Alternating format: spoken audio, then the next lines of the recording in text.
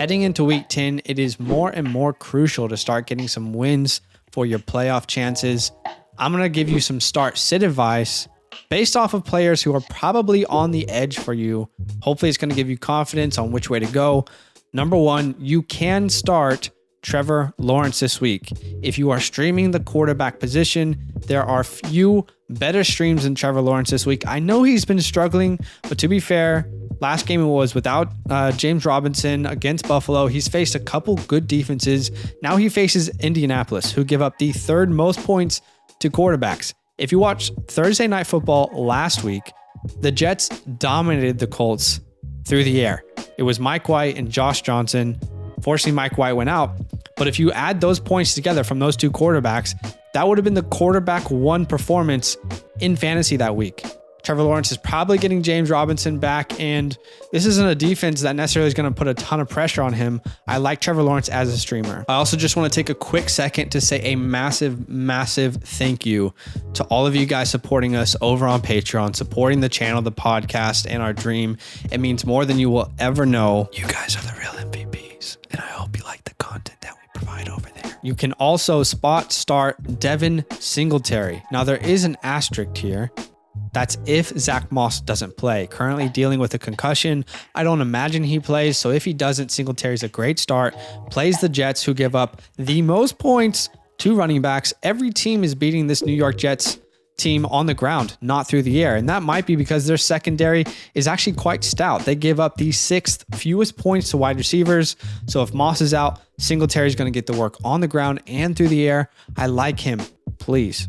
For Singletary owners, Moss, just don't play this game. You can also start Javonte Williams this week. He's going up against the Eagles, who give up the 5th most points to running backs. Melvin Gordon is currently the RB15 in fantasy, but Melvin and Javonte have gotten similar opportunities in the red zone. It's just gone towards Melvin's way, and he's gotten more of the touchdowns. That's going to even out more and more as the second half of the season plays out. Javonte's been playing out of his mind. According to PFF, he leads the NFL with a 37% forced tackle rate. No other player is above 30%. Javonte is a monster. Touchdowns will come, and I think this is the week versus the Eagles that he sees a couple more touchdowns. You can also start Mike Evs with confidence. That's right. They're going up against the Washington football team. My Washington football team is supposed to be a great defense this year, and we are absolutely trash. Washington gives up the 2nd most points to wide receivers. There's been injuries to AB, to Gronk. Both didn't practice on Wednesday. Same with Chris Godwin, surprise injury. So now there's more and more injuries piling up. Even if one of these guys don't play, it's going to give more opportunities to Mike Evs. I think he has a safe floor, a very high ceiling. Even if this game is not competitive, it's going to be everyone gets some, and Mike is going to be a part of that. So I like Mike Evs this week. All right, this start is probably the most risky of everyone on this list. I think you can start Julio Jones this week with relative confidence. He's going up against New Orleans, and they do not get beat on the ground. They are a very good rush defense. Right now, they give up the 5th fewest points in fantasy to running backs, and the Titans don't have Derrick Henry. They don't have that guy that they can just trust every down to run the ball. However, New Orleans does get beat through the air quite significantly. They give up the 6th most points to wide receivers. If the Saints and the Titans want to have a competitive game, which hopefully that's what we're all looking for, Julio should be involved. He should get opportunities, and maybe he finally finds the end zone. If not, I'm still expecting 6 to 7 catches for around 60 to 70 yards. It's a good spot start and a guy that you couldn't rely on until now. I think he breaks that cycle. At the tight end position, you can start Dan Arnold, and he is slowly moving himself into must-start territory.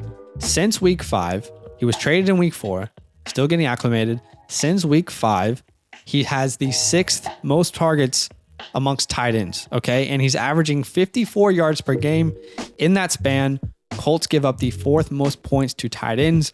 I told you to start TLaw. Trevor Lawrence is starting to build a good connection with Dan Arnold, and the Jags gave up a young, promising cornerback that they picked in the 1st round to get a guy like Dan Arnold. So his role was always going to grow, and we're going to continue to see that throughout the rest of the year. I'm now going to give you 2 guys that I am confidently sitting this week You might have to play them, but I do believe there are better options. Number one, Adrian Peterson. I still believe that he could be a fantasy relevant player. I just don't think it happens this week, not versus the Saints. I already said this in the video, but the Saints gave up the 5th fewest points to running backs. The only way I see Adrian Peterson being fantasy relevant this week is if he gets goal line touches and just falls into the end zone, which could happen. I'm just not banking on that happening this week versus this defense.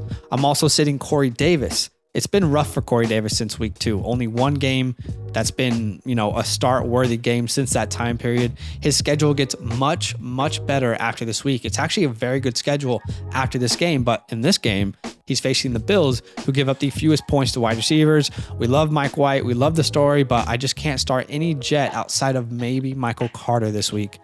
Those are our starts and our sits. Comment down below if you like any of these or if you have any questions. Yo, what's good? Thanks for watching. We got a lot more videos. A lot more. If you want more videos. Watch it. You can also subscribe. Right now. If you want to. You need to. And lastly, don't forget that you can sign up to support the show and get exclusive content by going to patreon.com/fantasylandfam.